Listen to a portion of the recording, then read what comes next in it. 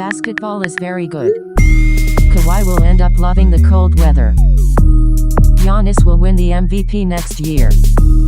What if the Sixers don't need a GM?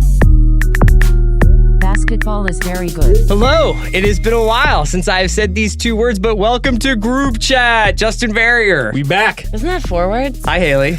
Yes, it is 4 words, Yeah, but okay. Group Chat are 2 words. Thanks for taking the air out of my balloon.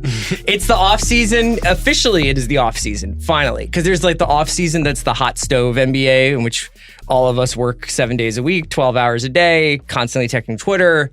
The We're postseason. Yeah, now we are officially, everybody can go to the beach for the rest of the year. I'm still checking Twitter. We're at the point where most of the content is journalists just complaining about starting their vacation or when they can start their vacation. Vacation Twitter. We still have to talk about this Kawhi Leonard thing. So Kawhi Leonard obviously traded from San Antonio Spurs to the Toronto Raptors for DeMar DeRozan, Jakob Poeltl, and a collection of picks that don't seem like they're going to tip the scales really one way or another. So it's really what we're getting down to is this Kawhi for DeMar swap ultimately, even if Jakob Poeltl winds up being the next, I don't know, who could he be? Flawless? What's his pronunciation, silent? by the way. I've heard it enough times over the last couple of days. Nazir Muhammad. There you go. In So the long line Jakob of Poeltl could be the next person. Nazir Muhammad. A couple of different angles I want to hit here. So this was a really strange trade. After coming off the LeBron thing, which I think was by LeBron standards anticlimactic, Sunday afternoon in LA, press release from an unverified Twitter account. And we were all just like, okay, it's the new reality. LeBron, the Lakers.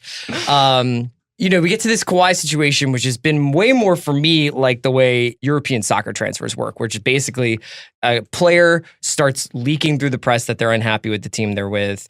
The team is like, we have them under contract. That's too bad. And then it winds up metastasizing until it's like, they have to get this guy off the team because otherwise it's just going to send the franchise into a tailspin.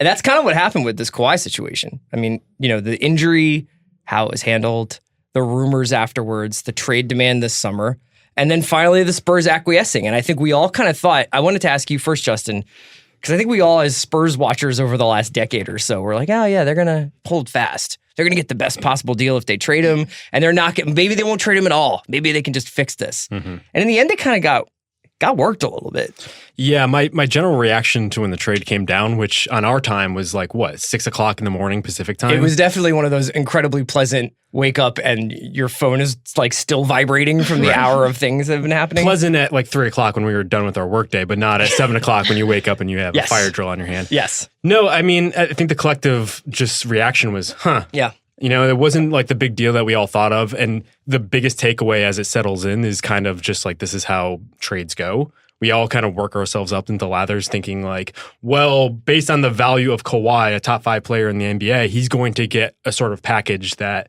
will set up the Spurs for the next generation. Mm-hmm. But if you look back at like pretty much every star trade over the past decade, maybe even going further back, it's really never what we expect it to be. Look at the Kyrie Irving trade last year. Isaiah Thomas turned out to be more hurt than we thought. It ultimately wound up being Kyrie Irving for Colin Sexton. Yeah, essentially. Yeah. I mean, the Dwight Howard trade, for a while, we were talking ourselves into like Nikola Vucevic being the best like asset in that trade simply because he was signed long term. I guess technically like the Rockets traded for Chris Paul, but that one was essentially like a free agency signing anyway, Yeah, true. Yeah. But at the same time, it's never just a 1-for-1. And I think it makes a little bit of sense for the Spurs if you look at their situation, if you look at Pop's specific situation, and we can talk about that. But overall, it's kind of a fizzle rather than any sort of ground shaking, like NBA shaping trade sort of situation. I guess I was kind of surprised because of the same thing that you were saying. I didn't expect it to be a superstar for superstar type trade. We had heard it was going to be. Yeah, and this is how they Brandon rebuild. Ingram's a younger guy, package, or whatever. And they did get that pick. Sure, but I didn't expect this because it kind of seems like this whole season has taken the wind out of Pop.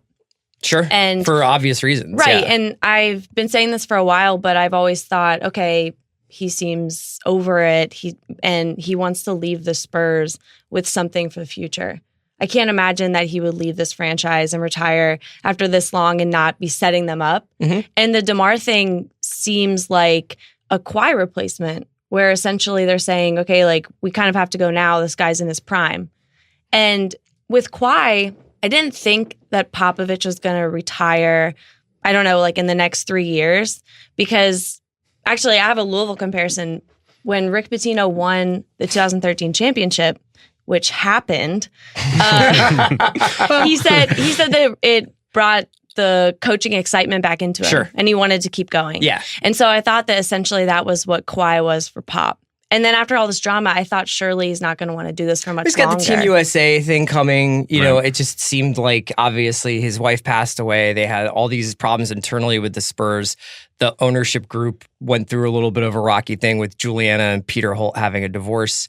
It's been a long, rough year. Routinely, his assistant coaching bench gets raided for other jobs, and James Borrego left for another job. But that being said, I thought he sounded pretty peppy yesterday. He did. I thought he, in classic Popovich fashion, kind of makes the entire endeavor of thinking too much about this stuff and worrying too much about this stuff. He throws it immediately in perspective. He has that way of going about during a playoff series, you know, he'll just be ruthless about the refereeing and we're not getting calls here. And you can tell he's just like really locked in. And the second the Spurs lose, he embraces the other coach and he's just like, everybody's going to take a break. We're going to go eat some good food. We're going to come back recharged and try and go for it again next year. And he kind of sounded like that. He sort of was just like, we're not enduring anything. Right. Everybody, if you watch the news, like you can tell like this is a child's game that we play. He literally said child's game. And he was I can't wait to coach Kawhi and Team USA, basically. Right. And he said, he was asked a question about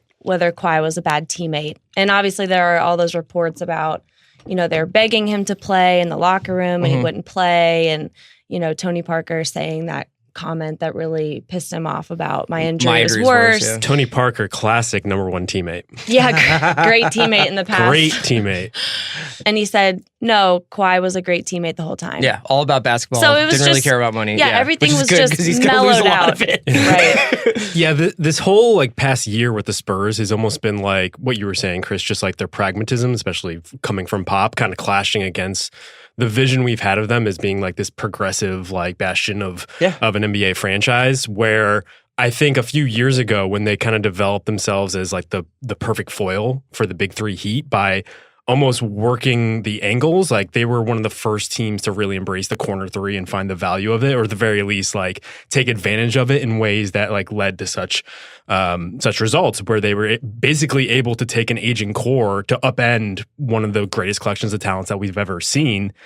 But now you start to see with Pop and like some of the moves that they've been making, it really comes down to he kind of just wants to win. He just wants to go forward with who he has. He wants to have a good time.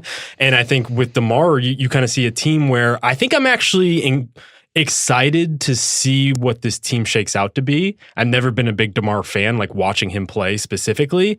But like they have a lot of young guys, and I do feel like it's just they're just going to want to go forward and take advantage of what is it last 2-3 years of Pop at the helm. Yeah, which like for them I get it. Although from an outsider's point of view, it does feel weird that they're not making the sort of home run trades that we all assumed that they would. Yeah, that's a very like sort of positive way of looking at it. Sure, I think that one of the reasons why this trade doesn't feel good, and Haley, you kind of wrote about this too, is not only do you have Kawhi, who hasn't really given many public statements over the last season, and when he has, they haven't really corresponded with the way that the story has gone. So he had said recently enough, I want to be a Spur for life, and that obviously wasn't the case.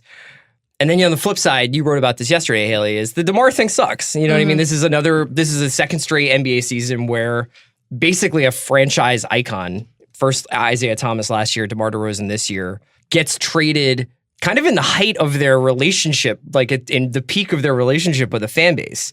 And we haven't heard from DeRozan yet. And honestly, DeRozan's not going to Orlando. Like he's going to be in the playoffs next year, probably. Instagram, right? About, so I don't remember the exact words, but something about loyalty, or something about that. And then he did not say, but there were reports that he was lied to. Yeah, Aldridge said that he was lied to. That DeMar's camp maintains that they talked to Masai in Vegas. And I think that the wording is, I think we're left with the impression that he would not be traded. Oh, I see. And then there has been since then some reporting that suggests, like, I think Zach Lowe said on his podcast that I can't imagine that Masai would actually put it that way, because he's just been trying to trade There's been rumors that he's been trying to trade DeMar for 2 years. Yeah, I guess and that there's been rumors that he's wanted to blow this team up since he basically got hired in Toronto, but was the team was basically too good, creating too much buzz in the city and the We the North stuff and the Lowry and DeRozan love story to really like rip that thing apart. Yeah, I've been surprised by almost the reaction to DeMar leaving. I guess I never understood, maybe because I've willfully ignored the Raptors for over the past few years, as we all know. But it just seems, it's almost jarring to see the reaction, to see DeMar almost like revered in the same way, not necessarily a Duncan, but maybe even like a Parker was with the Spurs. I mean, overall, though, I think this is kind of a brilliant move from Masai. I think there are questions, and I think they start with having Kawhi, a disgruntled superstar, with a first-year head coach in Nick Nurse, although he's proven to be kind of a brilliant offensive tactician. Like, he's been given credit for a lot of the progression they made on offense last year, especially with DeMar DeRozan shooting threes.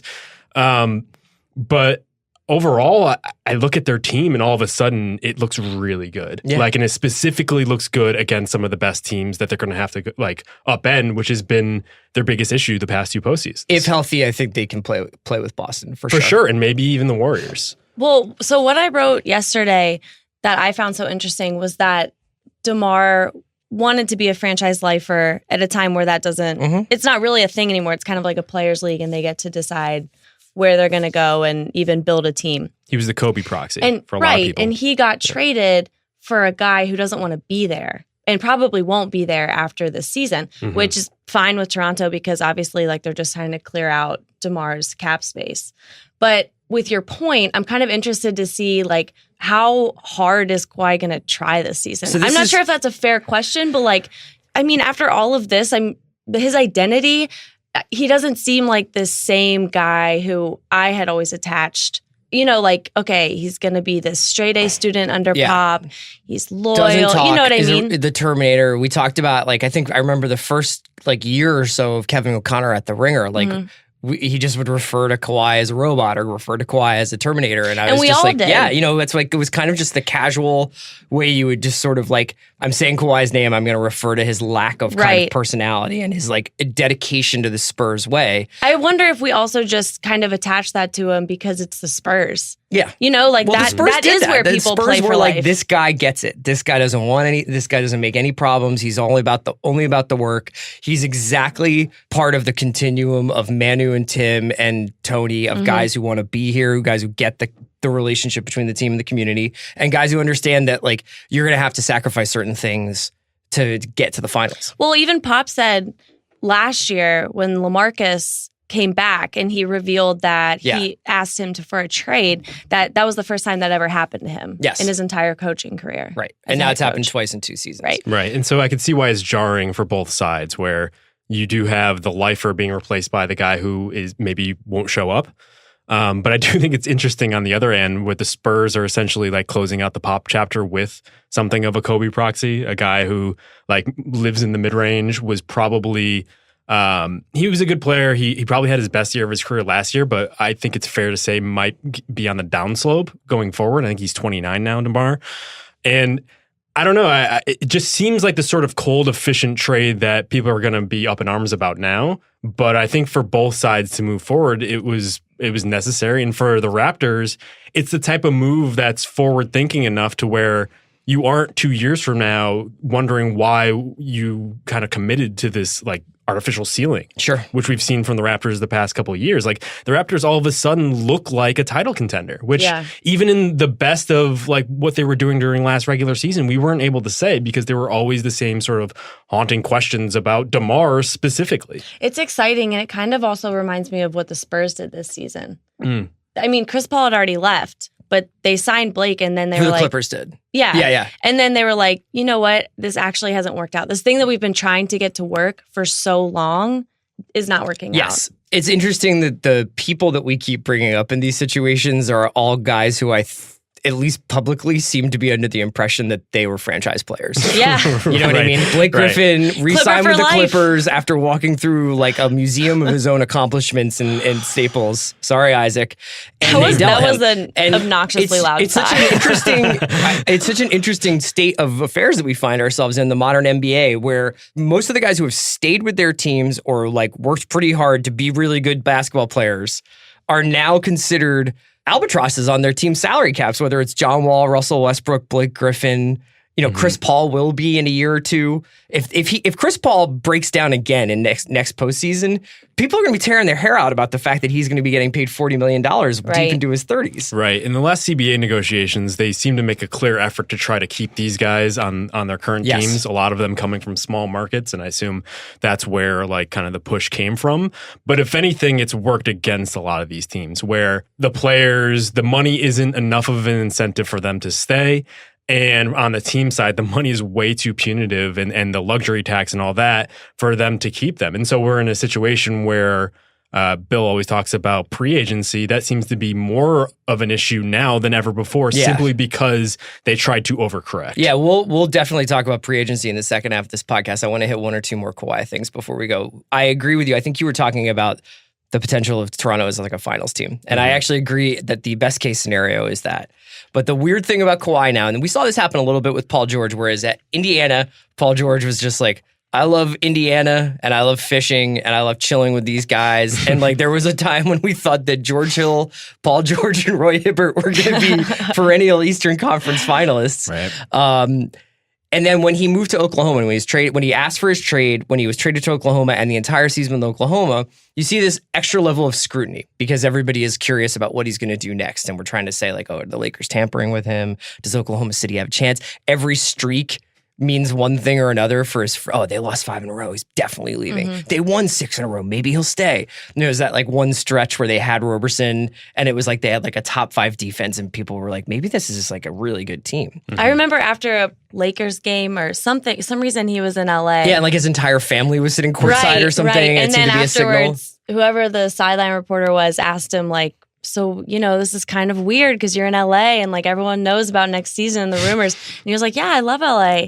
And I love Oklahoma City. Yeah. It's like he had to even everything out. So get ready for that with Kawhi. And the interesting thing about Kawhi is I wouldn't say that he has been sheltered necessarily, but I do think now that there is a new level of intensity in the spotlight on him. And you can tell that by the fact that already he hasn't even spoken about being traded to Toronto.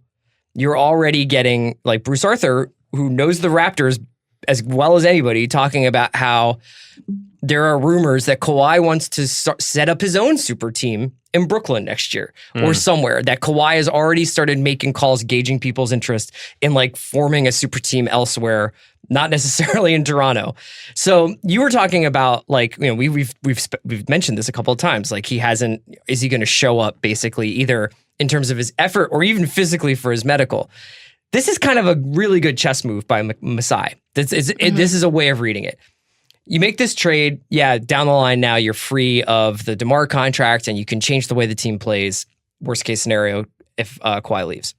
But what you're basically doing is, look, man, you have like a season to rehabilitate or to save your NBA career. Because if Kawhi dogs it or is like, yeah, my quad injury is still bad, so maybe at All-Star break I'll play. Right. That's not good for him, man. At a certain point, people are going to be like, what's up with this guy? Right. And if he doesn't show up, they can fine him the extent of his entire contract or even void the trade.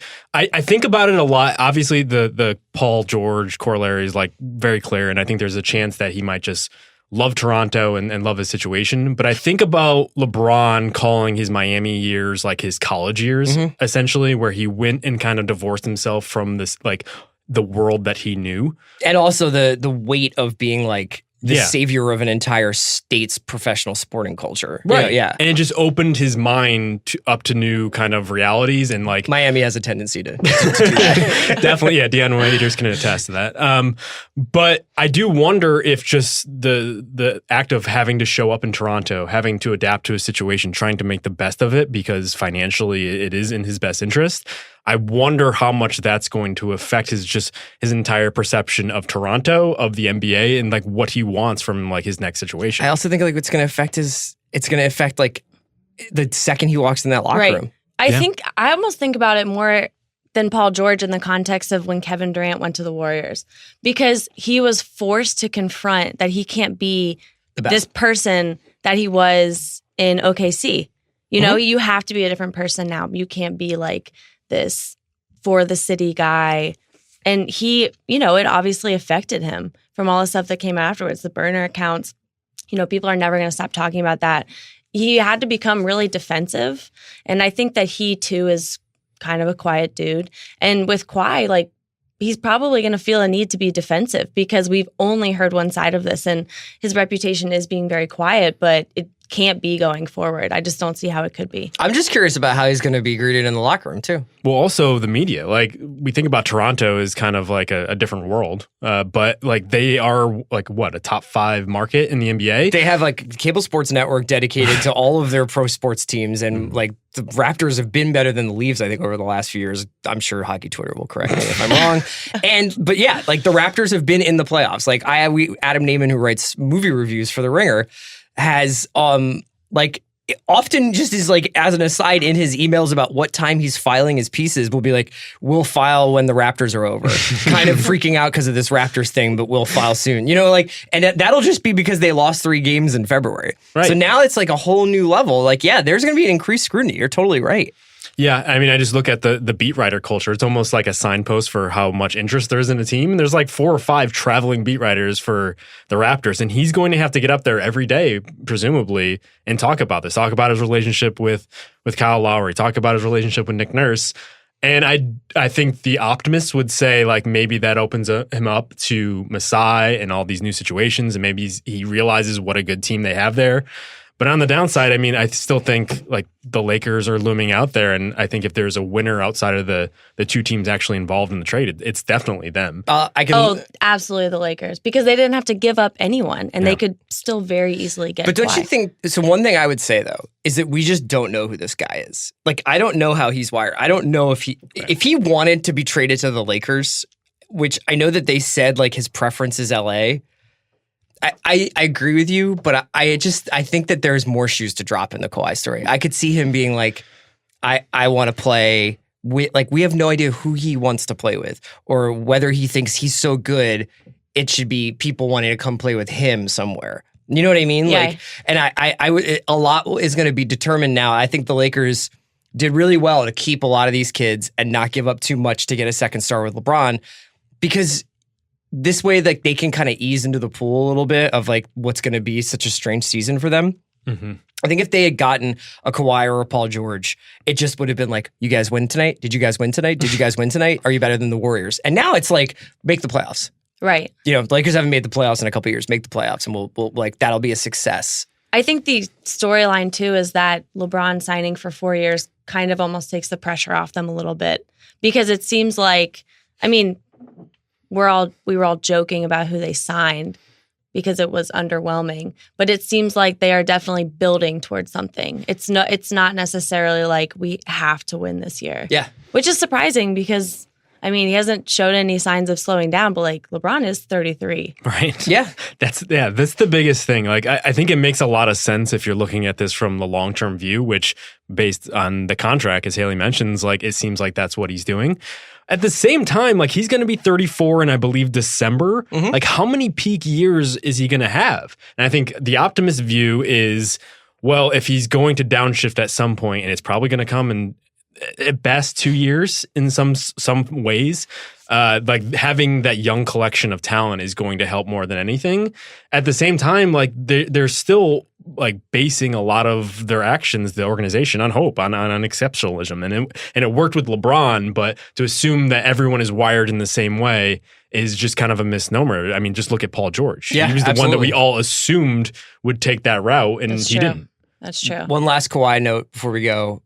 Really incredible Rick Bucher tweet from the other day. First weekend of Las Vegas Summer League, I asked a rival GM about Kawhi going and staying in Toronto. Quote, "No chance," he said. "He was in the All-Star game there, never left his room. He hates the cold." It's a good sign.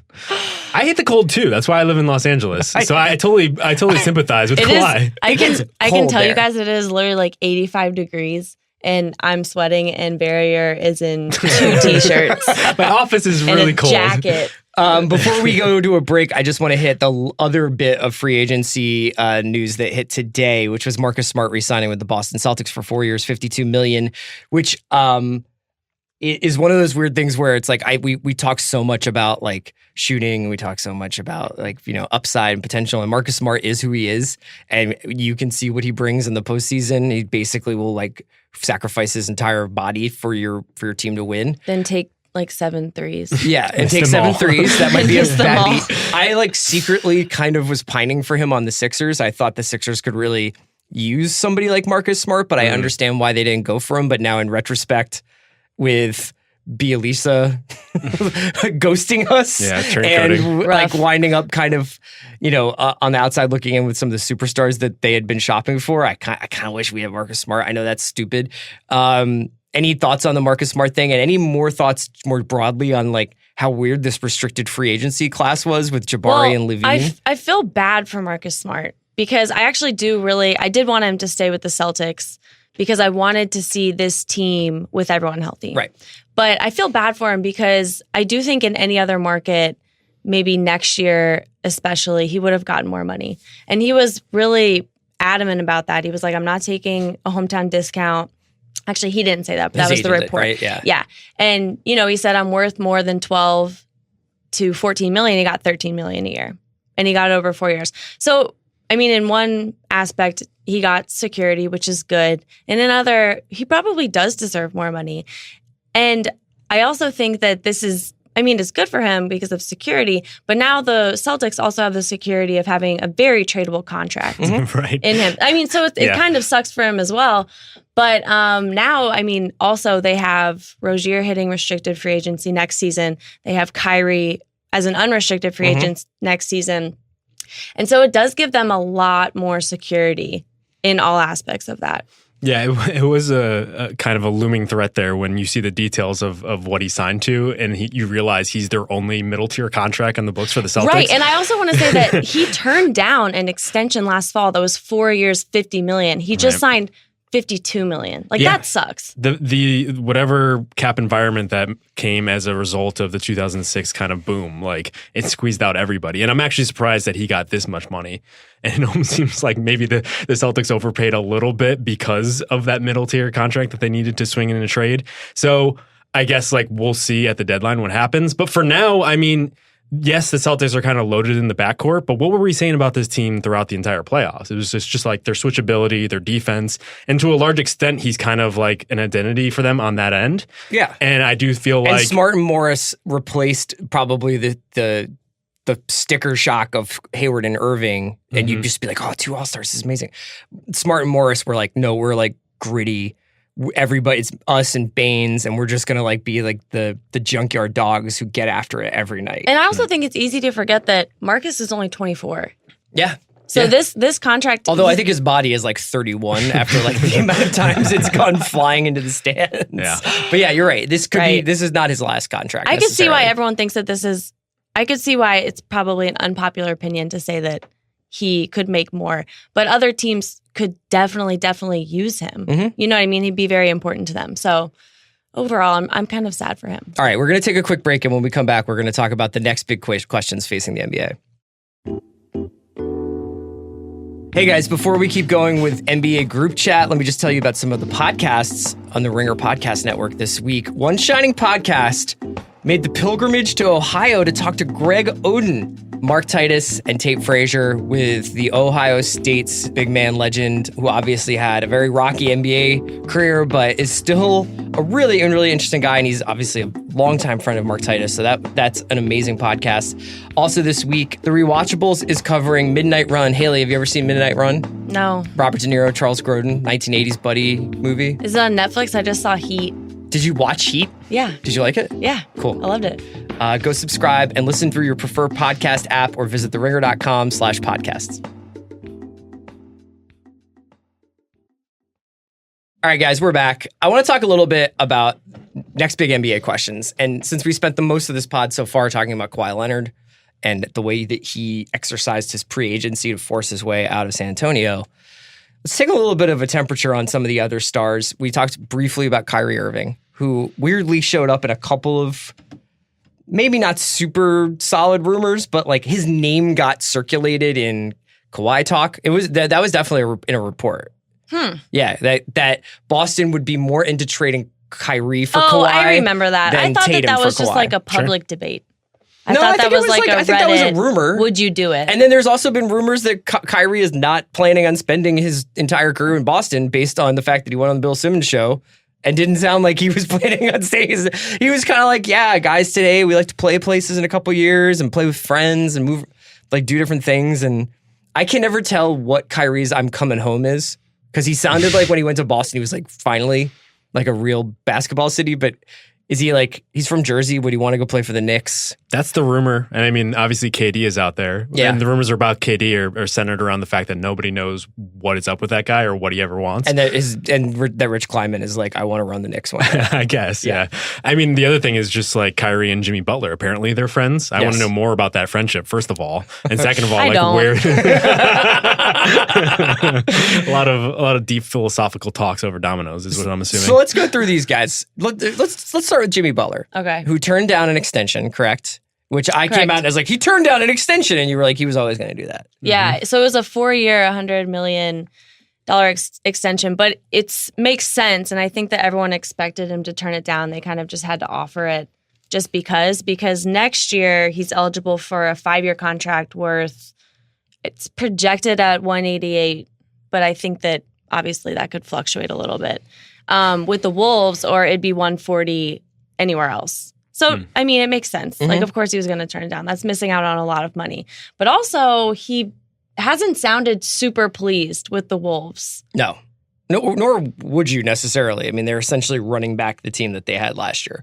Right, which didn't work. It had so many flaws, including its head coach. I've never seen a situation just become so sad so quickly. Like the Wolves had like this long runway where they had 2 budding stars on rookie deals and everything to really put something together there. And all of a sudden, like we're looking at maybe a playoff team, and after that, their best player could leave. Well, I mean, that's what happens when maybe, I don't want to say potential flattens out, but like Wiggins is definitely not who everyone wanted him to be. And then they doubled down on him. And so it's hard to say like this is a team of the future in the same way you would Philly, because there's a lot more potential shown there, and they also haven't paid for them yet. In terms of public perception, I can't think of a way this could have gone worse. Because you've basically got a former number 1 pick that they traded Kevin Love for, who is not playing like a number 1 pick and seems kind of like I would say muted about his enthusiasm for Minnesota. Then you've got Karl Towns, who for like 2 seasons, people are like, well, we found the new Tim Duncan. This is incredible. And now he is like, well, the floor dropped out beneath me because you traded for Jimmy Butler, and Jimmy Butler's screaming at me about like putting on different kinds of music, or like, you know what I mean? Like, they have like a love-hate relationship, it seems like. Also, I mean, yeah, there have been reports from every single one of them that they're not happy. Right. Wiggins was like, these are all reports. I'm not saying they said this, but Wiggins was like, yeah, I hate being the third wheel. I thought that like this was my team just as much as it was Karl's. Karl-Anthony Towns, this was the most recent one, wasn't it? Where he was like, yeah, I'm not super pleased with the front office or my talks with them. And you're right, Butler, it seemed like they, didn't get along great. And then Jimmy Butler was like, yeah, these guys are annoying, they're young, and they don't try hard. Right, which would make the second team that Jimmy Butler seems like he basically tries harder than any other player. He's the most intense person in the world. Like an intense person. Do you remember that profile from over the summer? He said something like, I have to remember that I can't get really upset with people who don't try as hard as I do, because not everyone's made the same way as me. I can sympathize. So Jimmy Butler, we imagine this is his last season in Minnesota. I have to think so, yeah. They had to have a play-in game to make the playoffs last year. So that would be $48 million. They had to have a play-in game to make the playoffs before LeBron came to the Lakers. Yeah, and it must be really tough to upset all these guys when you're paying them the absolute like max you possibly can. These guys are making money hand over fist, and like they, by all accounts, have been treated well on that end of things, and yet they're still upset. I think it comes down to like this, just the grinding effect of Tibbs in the modern NBA. I just don't think you could take that approach to any person, let alone like a basketball player or an athlete or whatever you want to say. it just went south so quickly, and it makes me actually think about the Sixers, believe it or not. Like, I think by and large, it seems like they've kind of flubbed this offseason. They didn't take advantage of this window to like bring on another all-star or whatever. But at the same time, they have extended it by taking on that Heat pick that they got from the trade of Zaire Smith and Mikal Bridges. And it just speaks to like kind of the foresight of Hinkie and Hinkieism, where it's just like trying to create multiple opportunities. Whereas a team like the Wolves and even the Nuggets, they seem to have zoned in on this one window when like their ceiling during that window is maybe a like middle tier playoff team. Yeah. And I can't imagine them taking the risk of changing the course in the same way like we were talking about DeMar. You know, Masai gave up on the dream basically of that core that we saw wasn't working out. And I can't imagine the Wolves or Tibbs as a GM, taking action right now in this moment. Honestly, like, what do you guys think that they could do to fix this situation? Honestly, because I don't think that I think one of the problems is that Tibbs has now fallen into the like, are we sure he's good zone?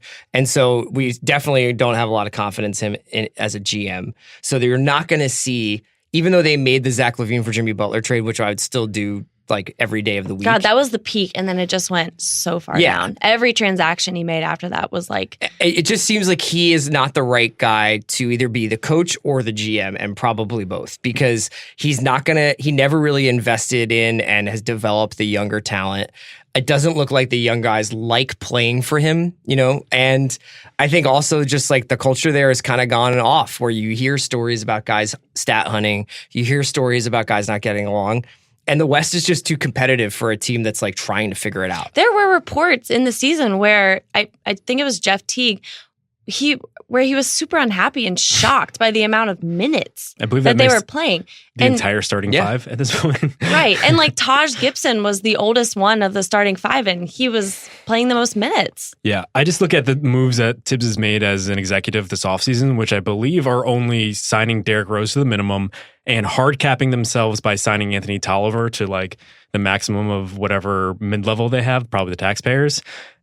And like, it just doesn't work anymore. And we've talked about this in the past where the coach GM just doesn't work.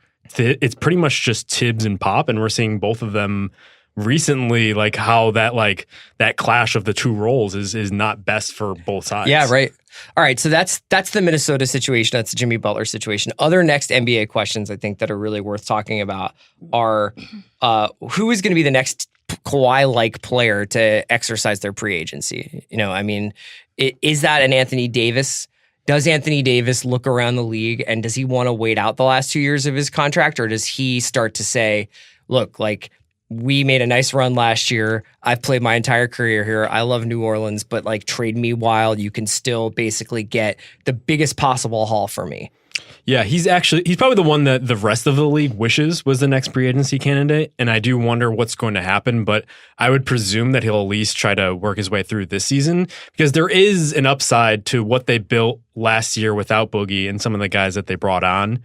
Like I said this after the trade happened, but they essentially just got the slim fit versions of Rondo and Boogie and Alfred Payton and Julius Randle. Yeah. I don't know if they're perfect fits, but I do like both players in a vacuum. Yeah. So I think there is an upside in Alvin Gentry's system for both of those guys to hit and for the team to essentially maybe even be like a top 4 seed in the West. The guy I would look at is not a sexy name, but I wonder what's happening with Marc Gasol. Like, we've seen reports about how he's been a little unhappy. Obviously, David Fizdale, the clash with him led to Fizdale's exit. And now we're at the point where I believe Gasol has this year and then an option for next year. He's 33. He's still a very valuable player. But the signs are just there where they're sort of in that in-between zone between a rebuild versus going for it. And the owner thinks that they're going to make the playoffs. But if you look at the West right now, I don't think they're going to make the playoffs. So I think there's a possibility where he gets upset and all of a sudden you're looking at maybe like a reboot around Jaren Jackson. I literally can't think of a single team that would trade for Marc Gasol right now. Yeah, I can't either. But I do have a guy who I think is going to have an attitude. Oh, okay. Okay. Is it Chris? And it's legit. He should. I think that it's going to be Giannis. So this is the next NBA question. What guy will have an attitude? Yeah. No, I mean, maybe we shouldn't say attitude. That sounds like it's their fault. No, but somebody who will grumbling. upset with their team. I think it's going to be Giannis. Because if this team stays the same or if it doesn't get better, if they don't surround him with somebody else, it's going to be the same kind of Kawhi issue where it was, I mean, not injury related, but there were also reports where he was upset that they couldn't bring any talent to San Antonio. And Giannis is only making it's a 4-year, $100 million contract. So he signed a pretty, for him, cheap contract, and he's locked into it. It starts this year? Yeah. Or it starts this year? It starts this year. So that's a long time. I'm going the other way on that. What, that he's going to be happy? I think that this team has been criminally malcoached over the last few years. That's fair. I think that they punted on the second half of the season after they got rid of Kidd with Prunty. And I think that Kidd was probably interesting where he would bring this let's go long and switch on defense and everything. But they basically have not had a good coach in at least 3 years. Yeah.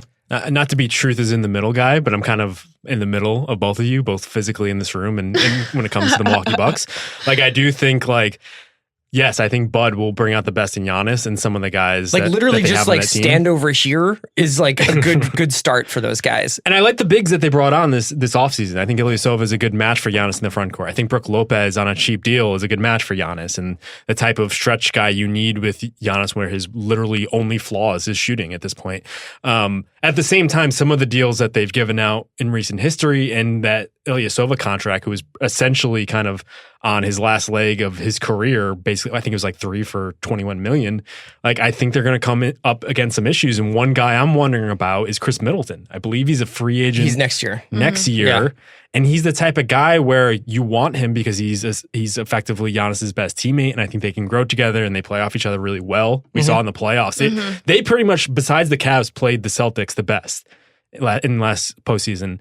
But I do wonder, he's also the type of guy that might look elsewhere, or you might look to trade for some sort of superstar upgrade. I don't know that Bud's ever had I know how Al Horford was really good in Atlanta, but Bud's never coached a player this good. No. He hasn't. Sure. I thought we're not that far away from Budenholzer winning 60-plus games with nobody. And so now he has a top 5 NBA player and a pretty decent surrounding cast and has shown in the past that he can get way more out of guys than we thought was there. Oh, right. I mean, no, he's one of the, I'm not saying he's as good a coach as Brad Stevens, but he's one of those guys without the reputation. I think Giannis is going to be holy crap, we're good. I'm not saying they're not yelling at good. you. I'm saying this feels personal. It's not personal. I'm saying, guys, do we need to take a break? You guys can't see this, but there's a lot of intense looks coming from the other side. This is sports talk radio. But listen, I don't think that they're going to be bad. I have to say is one thing. Keep going. Why? I'm just saying if they don't get a lot better, he has every right to be mad. And the other people who are, think about the Warriors. Very easily, one of them could get over this whole situation. Right. It seems like it's going to be Clay or Draymond first because of money, obviously. But who knows? You can't keep 4 guys like that happy forever. Yeah, the Warriors situation is going to be fascinating. Because I don't know, they seemed so challenged by doing it for a 4th time. But the Kerr extension, their ability to kind of they did some nice retooling of their bench. I don't know. The Durant's 1-1 is very odd, but I do wonder whether or not they're going to make one more push for this 5th finals trip and make it basically we are the best team of all time. And well, the 1-1 was to save money. Sure. I think it's also to maximize flexibility. Right. I think it is. The one thing that I'd always been looking at is as LeBron was going to the Lakers, it seemed more and more that the reporting indicated the reason why he was doing 1-on-1s was specifically because of the trust issues with Dan Gilbert. So there were very clear reasons why he did his contracts that way. And then when he went to the Lakers, there were clear reasons why he did it that way, where he agreed long-term to Magic, a guy, by all accounts, is someone he just really sees himself in and wants to emulate in his career. But with KD, there is no real reason why he's doing 1-on-1 except for flexibility, which I get, but at the same time, he's left a lot of money on the table by almost just not knowing what he wants in his career. This is kind of a weird thought, and you guys can laugh at me, but I would never do that. Okay. Like 30 seconds ago, but okay. It's also, you could also make the argument that the Warriors like it so much because it's flexible for them. Yeah, sure. And I'm not necessarily saying like they would never not re-sign KD. He's the second best player in the league. But it is interesting because his contract will be up, could be up, and then Draymond's and Clay's as well all at the same time. So how specifically they will be able to retool that if they can, I'm not a believer that I think can. Draymond's the soul of the team. I just think Draymond is the alpha on that team. Those Do you guys, think that they realize that?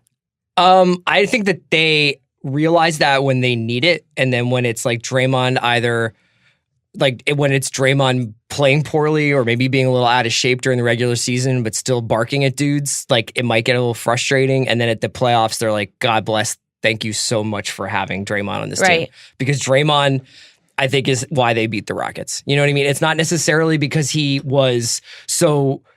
It's not necessarily because of his skills or his numbers, but he's the guy who's just like, we're going to war tonight. And I'm going to keep us at an intensity level that matches like the situation. Which his intensity has always been, his greatest strength and downfall. And we're talking about LeBron falling off of a hill eventually. Like Draymond's decline will be precipitous. Sure. And it seems like, to your point about like him being the soul, like it seemed like he was the big recruiter with Boogie. Mm-hmm. And I do wonder if that might end up coming to bite him and the entire team. Not only because I think Boogie does a little bit and plays sort of the same position as Draymond. Obviously not the defensive guy, but offensively is just an incredible upgrade when he's healthy. On the other hand, I do wonder if Draymond's like attempt to be assistant GM and like the overall gluttony of the Warriors in this era, it may come back to bite them because you have a guy who has the personality of the best player in the world. Yeah. And yet is going to be a diminished version of what he was like maybe with the Kings. I think there's a possibility that he could take them down from the inside is what I'm saying. And, Durant and Westbrook, this just made me think of that. I think that they probably had issues getting along. Probably. I mean, it's probably because, by all accounts, KD was like, when Russ you take the ball too much. Well, and also like off the court, like when they first got to Oklahoma, I think it was more like we all hang out all the time. And then Russ and some other guys got into long-term relationships and we're just like, I'm not coming over, or we're not just going to go like play video games tonight. Right. And if Draymond's super outspoken about, what he means to the team this year, I don't know, maybe it could rub KD the wrong way. Yeah, I don't know. The Warriors experiment is really fascinating because I thought last year was interesting too because everybody who covers basketball religiously, even basketball fans, are a little bit like, the Warriors again. And then to see that creep into the Warriors themselves, of like Steve Kerr being like, it's really hard to motivate these guys on a night-to-night basis. When the season ended, David West was like, a ton of shit happened behind the scenes that you guys don't know about. And so that's what makes this all the more sweet. It doesn't sound like it's like this harmonious... He's just getting ready for his book deal. Yeah, probably. Exactly. His MMA pod. Are there any other big NBA questions you guys want to hit before we shut it down for the summer? I do wonder what the Lakers are doing. Like they made like the biggest move of like the past 4 years, and pretty much every 4 years, wherever LeBron goes is the biggest move. And they followed it up with some really questionable signings. I mean, this is nothing new. I'm not really breaking ground here. On the one hand, I've come around to their way of thinking in that, yes, playmaking and defense are big in today's era, and like they're kind of like the forgotten things about the Warriors when we all focus on the shooting, when last year they had 3 shooters and nobody else and they still did really well. And I think there's like upside to Ingram and all these other guys. On the other hand, it's such a weird route to be so extreme about one like way of thinking. And I just like, I don't even know how to calibrate my expectation, because on the one hand, like you could win a title with LeBron and anybody, as we saw last year. On the other hand, like I think a lot of these players aren't good. I think more so than what are the Lakers doing, I think that this is LeBron doing the same thing he did in Cleveland, with the contract, keeping his options open, but changing that approach to the players that he's surrounding himself with. Because he had to have learned the lesson of signing. I mean, he didn't sign them, but Thompson signing that long, J.R. Smith's contract. Now he's surrounding himself with, I'm even like saying that, oh, this is like Cleveland 2.0 from last season. They're probably going to be a better surrounding cast. Maybe. But, they're not as permanent. So I think that this is LeBron keeping his options open, just like we were saying earlier with how he did his contracts before. He's here to stay, but not necessarily the players around him. That's a really good point. Yeah. I don't know what success for the Lakers looks like this year. And I don't know what they can sustain in terms of any mediocrity. Like, I don't know what they do at 500. Is that a successful Lakers team?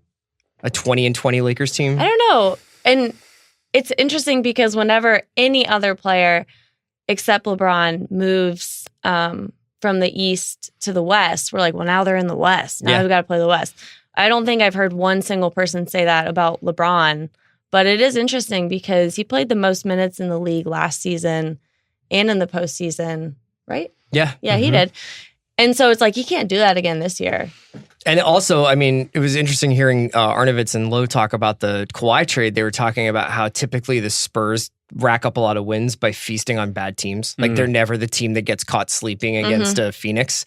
But everybody in the West is better this year. So whether that affects the Spurs, maybe not, but like a Lakers team may find themselves in a lot more like dogfights on nights that they thought they were going to get W's, you know? That's true. It does feel like LeBron is trying to downshift in his career, maybe take a more of a back seat, maybe get these other guys involved so he could build something.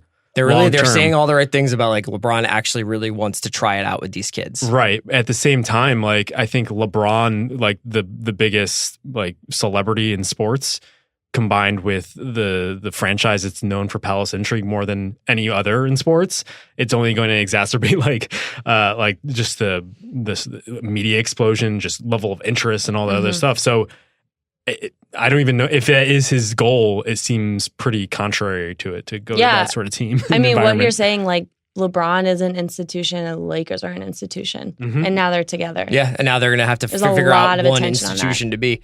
All right, well, we will come back if anything big happens. But for now, I think we'll probably be taking a little bit of break on group chat, but we'll obviously be back for preseason. Thanks for listening. For Haley O'Shaughnessy and Justin Verrier, I'm Chris Ryan.